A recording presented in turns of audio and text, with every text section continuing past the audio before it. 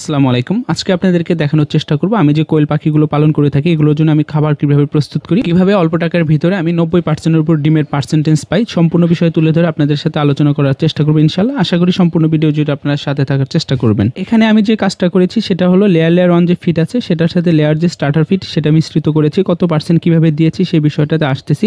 তার আগে আপনাদেরকে একটা কথা বলি, লেয়ার যে অন ফিট আছে যেটা মুরগিকে দেওয়া হয় সেখানে কিন্তু ভুট্টার দানা সহ অন্যান্য বিষয়গুলো কিন্তু বড় আকারে থেকে থাকে, যার ফলে আসলে কোয়েল পাখি সেগুলো ঠকিয়ে ফেলে দেয়, অর্থাৎ খাদ্য অপচয় অনেক বেশি হয়ে থাকে। এখানে আমি যে কাজটা করেছি সেটা হলো লেয়ার জন ফিট আছে সেই ফিটটা কিন্তু ধান ভাঙানোর যে মেশিন রয়েছে সেই মেশিনে দিয়ে একদম গুঁড়ো করে ফেলেছি, অর্থাৎ চাউল ভাঙার যে ছোট ছোট দানা থাকে ঠিক ওরকমই করে ফেলেছি। আপনারা যদি লক্ষ্য করেন তাহলে দেখতে পারবেন। তো যদি লেয়ার ওয়ান মুরগিটা আপনারা কোয়েল পাখিকে দেন দুটা সমস্যা হয়, একটা হলো খাদ্য অপচয়, পাশাপাশি যদি লক্ষ্য করেন তাহলে দেখতে থাকবেন আপনারা ভুট্টাগুলো বড় বড় থাকার ফলে কোয়েল পাখি কিন্তু অধিকাংশ কোয়েল পাখিগুলো সেই ভুট্টা খাবারটা খেয়ে ফেলে, অর্থাৎ সেই ভুট্টাটা খেয়ে